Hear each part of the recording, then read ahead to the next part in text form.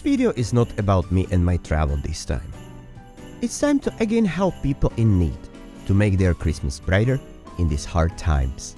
During the pandemic we started TEMFI, the Edinburgh Masonic Food Initiative, or how we internally call it, the Ancient Order of Tattie Peelers.